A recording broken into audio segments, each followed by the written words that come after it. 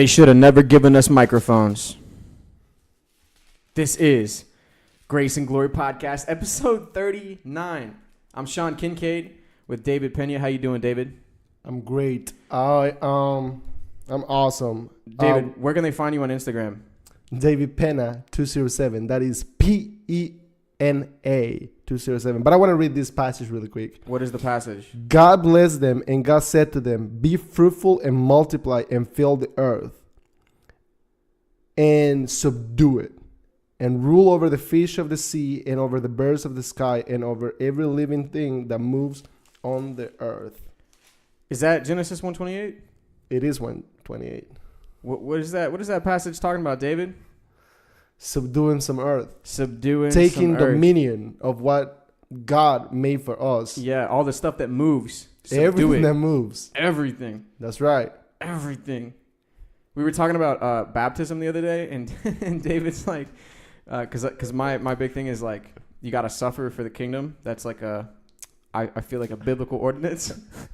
And David, we were in the middle of a church service, so like it's quiet other than the pastor preaching, and David and I are like whispering about it, and he said I don't remember how we got there, but he was like, there was baptism happening. Like somebody was baptizing somebody. Oh, and I said I wanted to baptize somebody. Yes. Like I was like, Jesus said we should baptize people, and I was like, I want to baptize people. And David was like, oh yeah, you're gonna hold them out under the water and be like, suffer for the kingdom and drown them. You're gonna die for Jesus. And it was the funniest thing. Like I was trying so hard not to just geek out in the middle of service, but he was so serious, like amped up about it. He was like, oh yeah, like because we get in this heated debate all the time about it. And so like everything we talk about kind of just transitions into like these long-standing debates that we have. You know, we'll be talking about any random thing, like, and we have debates about money, we have debates about, I don't know, women and relationships and Ephesians 5 and men and husbands and wives. We have debates about suffering, and so we have all these little debates, David and I. And they just happen to come up at the dumbest times. We'll be like having a conversation. We'll be trying to flirt with women, and all of a sudden we'll just start like fighting back and forth, like because we'll say something and it goes back to an argument that we've been having for months. Anyway, stupid stuff. We're in Exodus 23. We're subduing some earth. Oh, by the way, if you play video games, stop. I don't want to say the F word, the FAG word, but don't play video games. Video games are no bueno. And this is coming from a place of, I used to play video games. I used to be a little gamer nerd, sitting on my computer and watching porn and playing video games and like just being a freaking loser. Stop doing both of those things. And we just ran 4.5 miles because we're training for a 100-miler. That's right.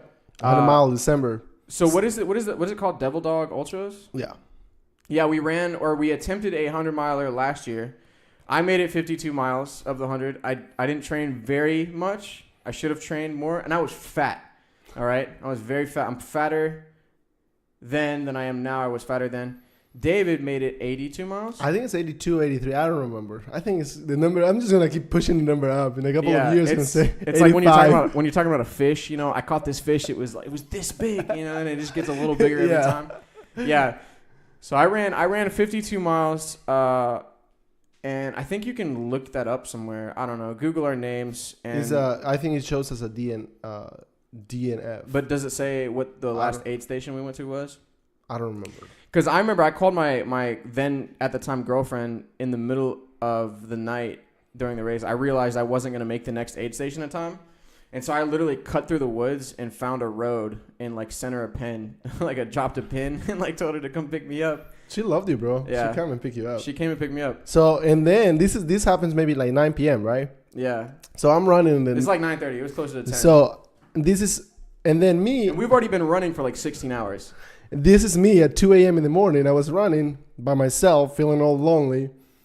I was like, I'm going to slow down and wait for Sean.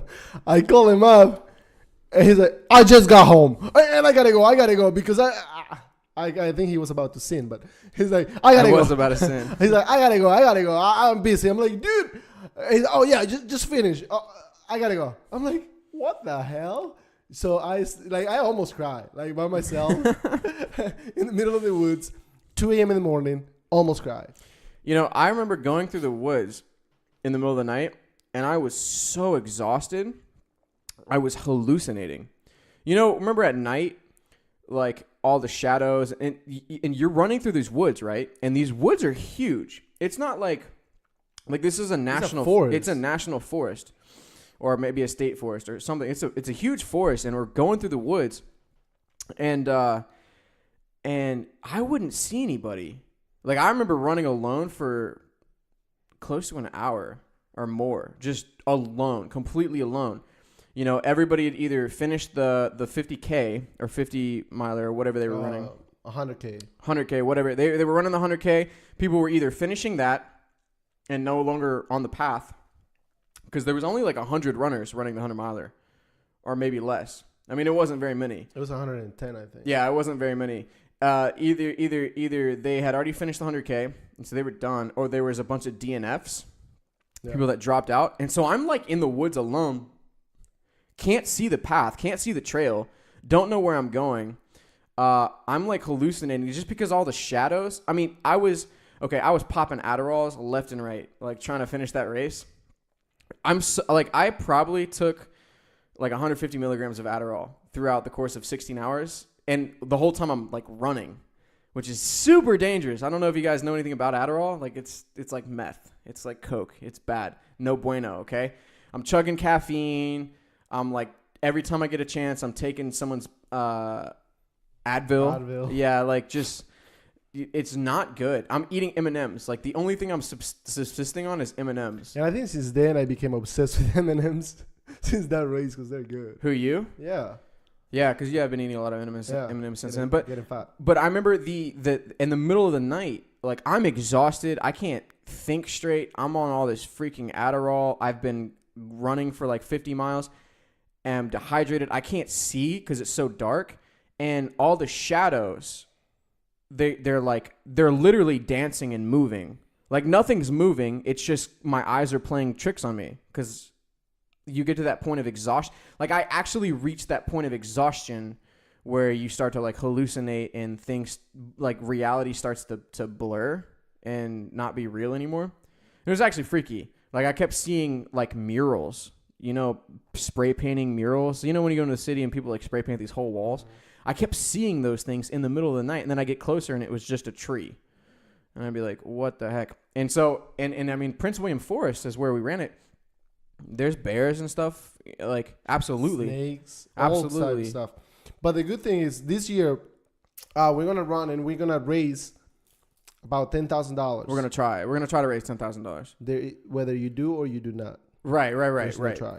But we want people to sponsor us, and then we're not sure what donation or what organization we want to donate it to, but it's gonna be something to do with veterans. Yeah, and then we're gonna put the links up and market it hardcore. Yeah, we got to get that kid David to market it from church. Yeah. That kid is a good marketer. Oh my goodness.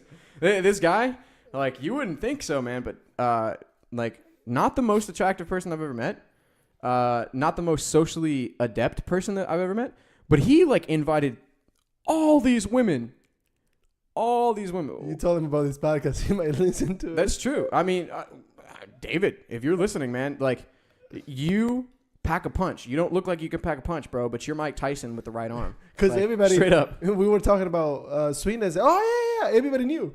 Yeah. Oh yeah, we were talking about swing dancing to like all these different people, and they were like, yeah, we're going. I'm like, I just heard about it. like I know. Yeah, the kid basically advertised this swing dancing thing and got all these ladies to come. And I think he just invited women. And we just happened to be. Yeah, we just happened to be there when he was inviting the women. Because he was inviting them. He didn't invite us. Yeah. And I was like, I'm going if she goes. And David was like, I'm going if this other girl goes. And they both said they're going. I'm like, all right, I guess we're going. so we got a friend teaching us to swing dance tomorrow night. So we got to learn to swing dance. Because I want to go in there actually knowing what I'm doing. Trying to subdue some women. Anyway, moving on. Being the leader. Yeah, I want to lead. You lead, I'll follow. My tomorrow. All right, Exodus 23. You shall not circulate a false report. All right, that's all for today. Just kidding. So, hey, you shall not circulate a false report.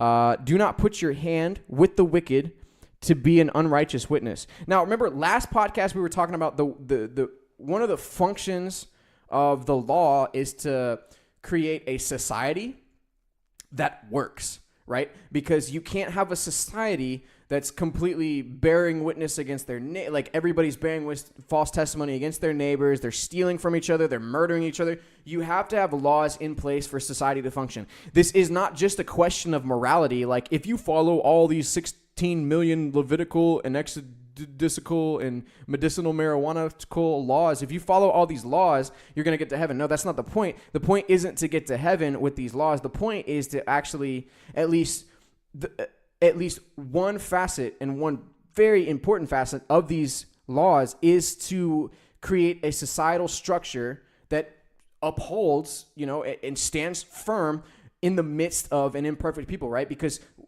just because we're dealing with for instance, the new stuff that we're dealing with, like transgender bathrooms and Islamic terrorism. Okay, these aren't new problems.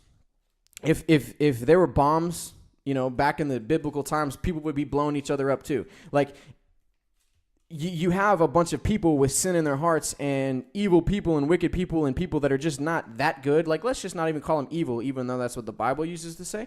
I'll just say you got people that, don't know everything and they're trying to function together. You need laws in place that are above the human code. Remember, God says, my thoughts are higher than your thoughts. My ways are higher than your ways. Verse 2, you shall not follow a crowd to do evil, nor shall you testify in a dispute so as to turn aside after many to pervert justice. That's pretty self-explanatory. Go ahead. The masses you shall not follow the masses in doing evil.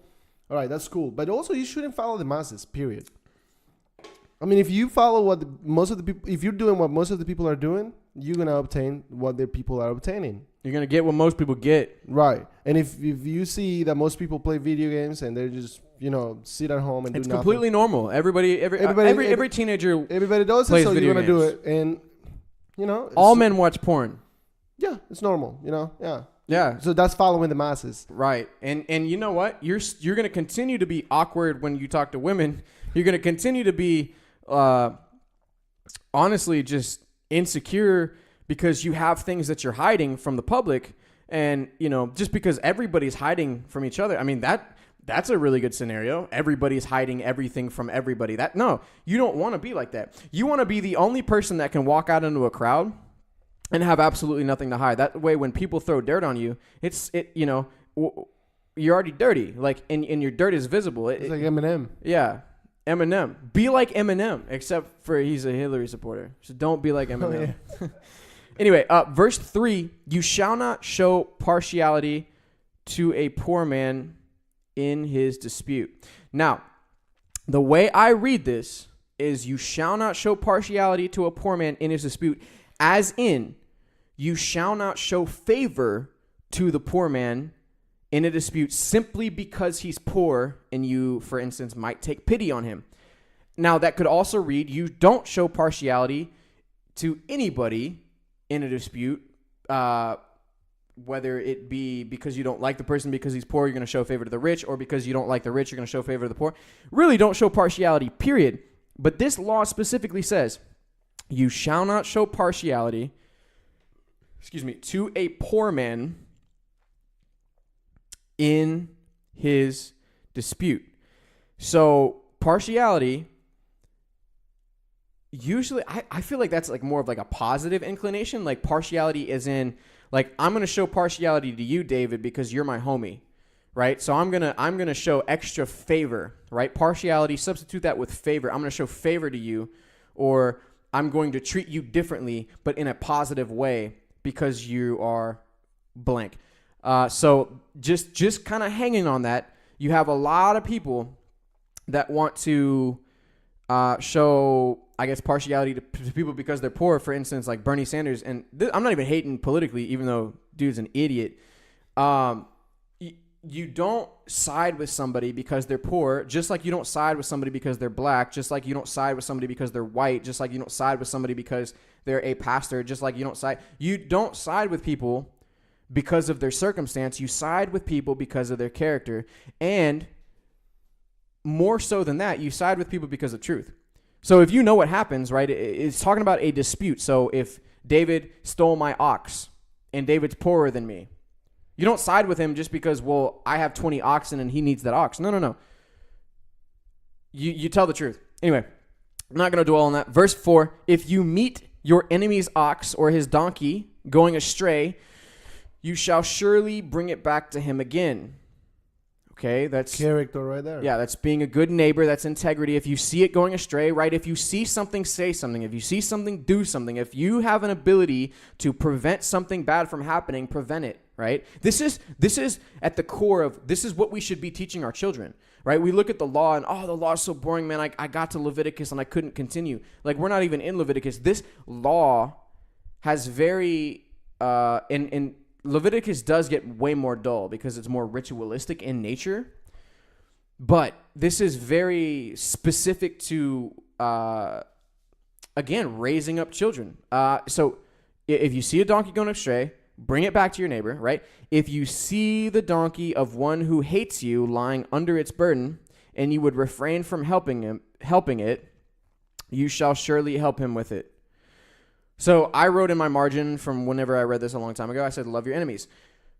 But here it says, if you see the donkey of one who hates you lying under its burden, and you would refrain from helping it, like in your mind, you would refrain from helping it, you shall surely help him with it. Now, it doesn't say if you see the donkey lying under its burden, help him with it. It says, if you see the donkey of one who hates you lying under his burden, and in seeing that, you decide in your mind, I don't want to help him. Because you made that decision in your mind that you don't want to help that person, help him. Only because you thought not to. Now, that actually goes to something that we've been doing is like, man, I get nervous about doing something stupid like talking to this person or talking to this girl or giving this girl a gift or whatever. Good, do it. Yeah, exactly. It's just because I get nervous about something, I'm like, now I got to do it. Yeah. And face your fears. And I had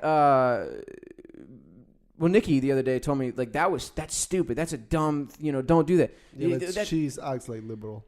Yeah, I mean, but here's the thing. It's not stupid. She's like, well, you're just using I'm like, I'm not using anybody. In fact, if anything, I'm trying to make the most positive impact that I can on other people's lives. Because I'm not doing things that are like, oh man, I'm nervous about stealing this candy bar. Now I got to steal it. Like, no.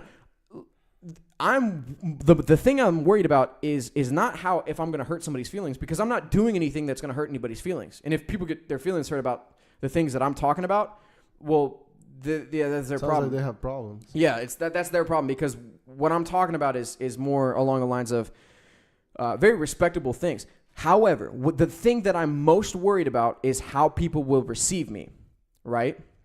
Now, in this case, and because I'm worried about how people are going to receive me, I may or may not want to go forward and do certain things, right? Because I don't want to get rejected. I don't like rejection, right? And so because I start to fear that rejection, if it's the rejection that I fear and I don't have a legitimate thing in my mind where I'm like, ooh, I could actually hurt that person's feelings. If I'm going to hurt that person's feelings, or there's a semi-decent chance of me hurting that person's feelings, I'm not going to do it.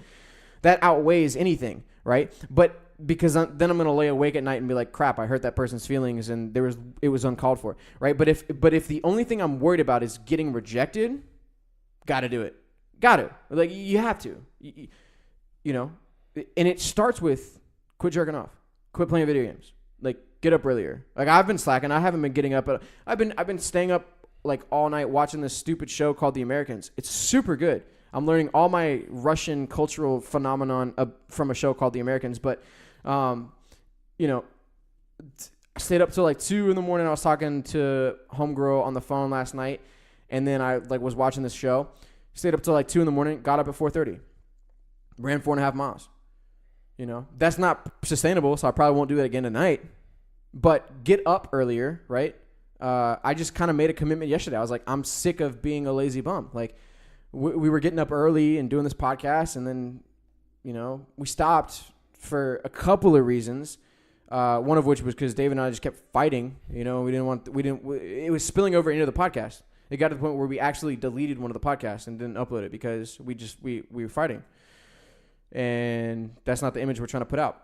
Anyway, so if you see the donkey of one who hates you lying under his burden, and in your mind you would refrain from helping it, help him, okay? Verse 6, you shall not pervert the judgment of your poor in his dispute. Okay, so this one is kind of not the opposite of verse 3, which you shall not show partiality to a poor man in his dispute, but you shall not pervert the judgment of your poor in his dispute. So just because this person's poor, you don't become any more harsh or any more lenient, okay? Verse 7, keep yourself far from a false matter. Do not kill the innocent and righteous, for I will not justify the wicked. Now, this is God speaking, right? He's like, keep yourself far from a false matter. Keep yourself far from things that are untrue, right? And this is all in the context of disputes, laws, trials, this, that, and the other, like court system trials. It says, do not kill the innocent and the righteous, okay? Almost implying that being false is literally the causing the death of innocent and righteous people, which it is. I mean, if you testify against an innocent person and they get put to death, you are literally helping them. You're killing that person, right? And what God says here is I will not justify the wicked.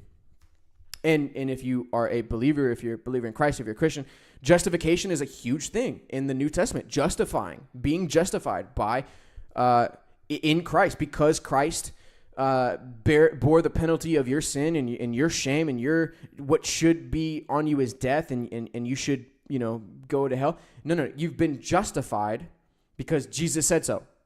Jesus stepped in your place and said, no, he's all right, he's with me. Okay? And therefore, you've been ratified. You've been justified. Verse 8, and you shall take no bribe. I tried to bribe a cop the other day who pulled me over. I didn't think I was bribing him.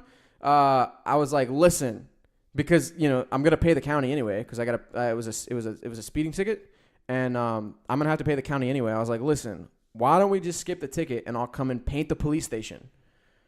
I didn't think that was a bribe because, the county's going to take my money anyway. I was like, instead of taking my money, why not take my time and my labor, which is actually going to cost me more anyway because I'm going to have to buy the paint and this and the other. So I thought I didn't think it was a bribe. In my view, it wasn't a bribe because I told him, I was like, I'm not bribing you because I know the county wants my money. So let me offer the county my services is basically how I put it. And he was like, that's still a bribe. And I was like, okay, whatever. So I took the ticket. Anyway, verse 8, you shall take no bribe, for a bribe blinds the discerning and perverts the words of the righteous. So I'm just getting out in front of it.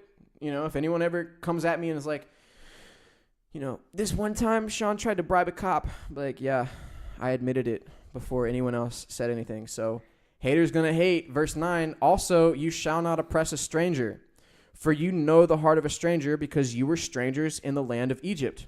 Now that doesn't say don't have borders. It just says don't oppress strangers. You can have borders without oppressing strangers, but don't oppress strangers. If you have a foreigner amongst you, right?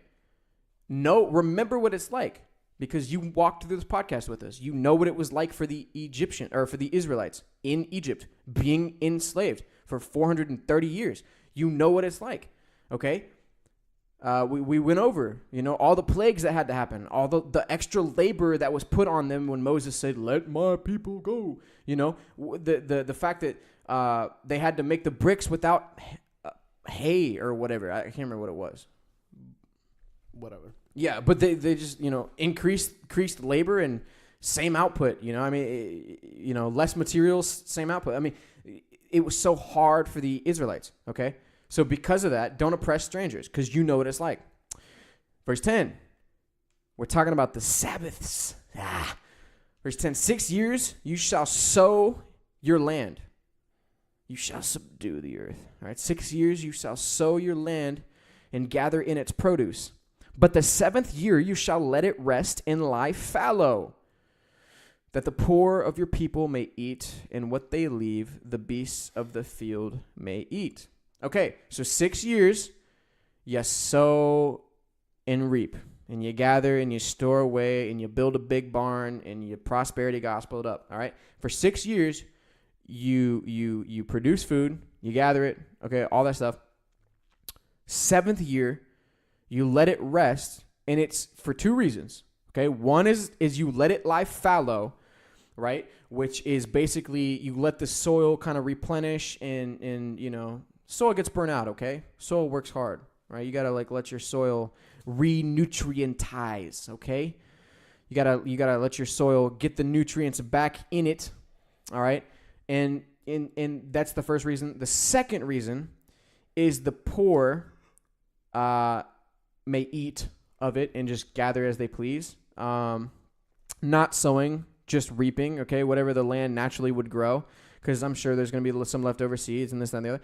And then what they leave, right, because it's assuming that there's still going to be some left over. So the poor is going to be taken care of, you're going to be taken care of, and what they leave, the beasts of the field may eat. In like manner, you shall do with your vineyard and with your olive grove. Okay, 6 days you shall do your work, and on the seventh day you shall rest, that your ox and your donkey may rest, and the son of your female servant and the stranger may be refreshed. So it says 6 days you shall do your work, and on the seventh day you shall rest, that your donkey and your ox may rest. So it says, seventh day you're going to rest because your ox and your donkey needs rest. I honestly feel like it means that you need to give your laborers a break more than it says you need to give yourself a break. Agreed 100%. Of course you do. Now, speaking of which, that kind of came from the attitude of David Pena. David Pena subscribes to many beliefs, such as Tim Grover's belief. He wrote a book called Relentless. You should read it. Also, Jocko Willink wrote a book called with Leif Babin called Extreme Ownership, which you can get a free copy at audibletrial.com/Grace and Glory 30-day trial. 30-day trial free. You can download whatever book you want. Anyway, audibletrial.com/Grace and Glory. Verse 13. And in all that I have said to you, be circumspect and make no mention of the name of other gods, nor let it be heard from your mouth. Okay. All in all, after everything that I've said, all right? After everything that I've said, be circumspect and make no mention. That's Obama's impression. That's my Obama impression. But after everything that God has just commanded, okay? Be circumspect, take it all in, look back, okay? Be conscientious, pay attention. And don't talk about other gods. They're not important. Don't even let it be heard from your mouth. Okay? Don't even speak about it. All right? Like all these Mormons out here. Verse 14. 3 times. This is talking about feasts and different things. So kind of ritualistic. Verse 14. 3 times you shall keep a feast to me in the year. You shall keep the feast of unleavened bread, and that's the Passover feast, I think. All right. You shall eat unleavened bread 7 days as I commanded you at the time appointed in the month of Abib. For in it you came out of Egypt. None shall appear before me empty. What does that mean? None shall appear before me empty. 3 times a year you shall celebrate a feast to me. You shall observe the feast of unleavened bread. For 7 days you are to eat unleavened bread as I commanded you. At the appointed time in the month Abib, for in it you came out of Egypt, and not. I think it means none of them should have an empty belly. They should all have eaten. Maybe, or it can also mean that everybody should offer a sacrifice. I think it's more like everybody should participate. Like, make sure everybody has unleavened bread. I mean, it could be a sacrifice. I think it's have your bellies full. Whatever. Debate it. We don't know. Verse 16. And the feast of harvests, the first fruits of your labor, which you have sown in the field, and the feast of ingathering at the end of the year, when you have gathered in the fruit of your labors from the field. 3 times in the year all your males shall appear before the Lord God. You shall not offer the blood of my sacrifice with leavened bread, nor shall the fat of my sacrifice remain until morning. The first of the first fruits of your land shall bring into the house of the Lord your God. You shall not boil a young goat in its mother's milk. I'll let you sit there and decipher all that, guys. Verse 20, behold, I send an angel before you to keep you in the way and to bring you into the place which I have prepared. Beware of him and obey his voice. Do not provoke him. So angel is capital A, him is capital H, his is capital H, him again is capital H, he is capital H, okay? My is capital M. Like this angel that God is speaking about, I think is probably the Holy Spirit. All right, verse 20, right? I'm just going to repeat that. Behold, thinking in the context of this is God speaking about God, the Holy Spirit. All right, verse 20, behold, I send an angel before you to keep you in the way and to bring you into the place which I have prepared. Beware of him and obey his voice. Do not provoke him, for he will not pardon your transgressions, for my name is in him. But if you indeed obey his voice and do all that I speak, then I will be an enemy to your enemies and an adversary to your adversaries. Now, that's like encouraging to me, reminds me of Psalm 23, which my rap name is Yea Though. Like, yea though I walk through the valley of the shadow of death. Yea though. All right, Psalm 23 is what David says in that psalm is God, you prepare a table for me in the presence of my enemies, and my cup is overflowing, right? So imagine that David is being surrounded by his enemies that's trying to kill him, and he's just sitting at a table, folded cloth, bow tie and all, dining with God, who's just pouring him wine until it's overflowing. And I mean, good picture, right? Verse 22 here, it says, I'm going to read it again. If you indeed obey his voice and do all that I speak, then I will be an enemy to your enemies and an adversary to your adversaries. Verse 23, for my angel will go before you and bring you into the Amorites and the Hittites and the Perizzites and the Canaanites and the Hivites and the Jebusites, and I will cut them off. You shall not bow down to other gods, nor serve them, nor do according to their works, but you shall utterly overthrow them and completely break down their sacred pillars. Okay? Destroy all the false gods. Okay? I'm like reading what I wrote in the margins a while back. Verse 25, so you shall serve the Lord your God, and he will bless your bread and your water, and I will take sickness away from the midst of you. Sounds like prosperity gospel, okay? But listen, serve the Lord your God, and he will bless your bread and your water. Okay, now this was written to Israel, okay? All right, you're not Israel. I'm not Israel, although my name is Israel, for I have struggled with God and overcome. Struggled with God and man and overcome. But I'm Abraham, father of many nations. So, serve the Lord your God, and he will bless your bread and your water. I mean, it's pretty self-explanatory. But even the simple things like your food and drink, right? I'm drinking a Monster, a 0-calorie, no sugar, blue Monster, okay? The ultra blue flavor. Hashtag, they're not sponsoring me, but they should. And if I'm serving the Lord, my God, he's literally blessing this. Okay, it's not water. It's got water in it. Okay, but I guess no water is pure water. So I'm going to just call this water. But he's blessing it when I'm serving him. And he's taking sickness away from the midst of us. Verse 26, no one shall suffer miscarriage or be barren in the land. I will fulfill the number of your days. Again, remember, this is in the context of a societal structure, right? God's saying, if you serve me, I will make your society flourish, right? God says to Abraham, I will make you the father of many nations. He's basically saying, if you guys are going to follow my commandments, obey me, serve me, I'm going to bless your bread, I'm going to bless your water, I'm going to make sure you guys aren't sick.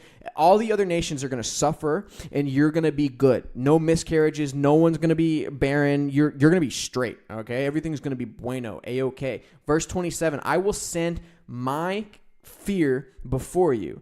I will cause confusion among all the people of whom or to whom you come, and will make your enemies turn their backs to you. I will send hornets before you, which shall drive out the Hivite, the Canaanite, and the Hittite before you. I will not drive them out before you in 1 year, lest the land become desolate and the beasts of the field become too numerous for you. Little by little I will drive them out before you, until you have increased and you inherit the land. And I will set your bounds from the Red Sea to the sea, Philistia, and from the desert to the river. For I will deliver the inhabitants of the land into your hand, and you shall drive them out before you. You shall make no covenant with them, nor with their gods. They shall not dwell in your land, lest they make you sin against me. For if you serve their gods, it will surely be a snare to you. So there's a couple things that I want to unpack here. Okay, first and foremost, God's speaking strategically. Like, God is a God of strategy, all right? He's a God of war. He's a God of subduing the earth. He's a God of holiness, wrath, justice, love, patience, peace, kindness, forbearance, whatever the other fruit of the Spirit is, self-control. I don't even know what they are. But that was a bunch of them. Minus the war. But, and I'm not a pacifist at all. Just shout out to all you pacifists out there. You're wrong. A pacifist would not be listening to this. A pacifist would not be listening to us. So there's a couple things I want to unpack. One of which is, look, God is speaking strategically here. He's like, look, I'm not going to drive them out a year in advance. Okay, you're going to take the land of the Canaanites, right? Israel's here, right? Imagine you have like a map, and we're like a bunch of generals. You, me, Moses, and God, all right? And Joshua, and Joshua's friend Caleb. Yeah, we're all sitting strategizing with the Holy Spirit, and we got a map, and we want to take this land of the Canaanites. And God's basically saying, look, I'm going to drive them out little by little. Because if I drive them out all at once and it takes you a year to possess the land because you just don't have that many people, like you're not that numerous yet, you can't fill that whole land yet, and that land goes empty for a year, well, all the farmland is going to become desolate and overgrown with weeds. All the beasts are going to like multiply, and I believe in dinosaurs. I believe dinosaurs might have still been around at this time. And then, And then... or at least lions. And then the Canaanites could come back and say, "Oh, this land is vacant." Yeah, I mean, they could come back and say it's vacant, but God's specifically saying, he's like, look, the beasts are going to be too numerous, the land's going to be desolate, and he's like, look, I'm going to make it very simple for you guys to overtake this land, right? I'm going to make it an easy transition, like when Obama leaves office and Trump takes over, right? They didn't just, they made it kind of difficult, but they at least didn't, vacate the White House for a year, and then Trump comes in, and all of a sudden they're having to spackle walls and do a bunch of repairs and stuff like that before he can get started. No. The seat's still warm. All right, he just sits in it. Right. That's kind of the point here. That's the one thing. The next is you shall make no covenant with them, nor with their gods. Okay, it's not saying because I'm going to destroy you. All right, he's saying they shall not dwell in your land lest they make you sin against me. He's saying I'm not going to destroy you if you make a covenant. That's not the point. The point is if you serve their gods, it will be a snare to you. Now, that might mean God's going to destroy them. But again, remember, their gods aren't real, right? Siding with untruth. Let me go back here. Hallelujah. Okay, verse 7, it says, keep yourself far from a false matter. Do not kill the innocent and righteous, for I will not justify the wicked. Look, just being around untruth makes it so that innocents and righteous people get killed, and you have a hand in that, right? So because of that, if you're going to serve false gods, right, that's not even real. You're serving untruth. If you serve their gods, it will be a snare to you because you're serving things that aren't true. Like, what if I told you the secret to weight loss was eating hot Cheetos all day? Well, it's going to be somebody who likes Cheetos is going to believe you. It's going to be a snare to you because you're going to start eating a bunch of Cheetos and you're not going to lose the weight. In fact, you're going to gain the weight and you're going to get diabetes and your health is going to decline. So if you serve untruth, right, if you serve these gods, it's going to be a snare to you. Anyway, that's all for Exodus 23. If you want to follow me on Instagram, follow me at, my username is Sean. Follow David Pena at David Pena 207.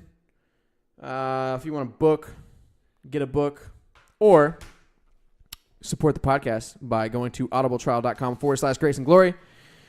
David, any final thoughts before we subdue some earth? I got 3 estimates to knock out in the next 2 hours. No, I just want to read the our verse, Genesis 1:28. Let's do it. God blessed them, and God said to them, be fruitful and multiply, and fill the earth and subdue it, and rule over the fish of the sea, and over the birds of the sky, and over every living thing that moves on the earth. Every living thing that moves. All of it. Thank you very much. Starting with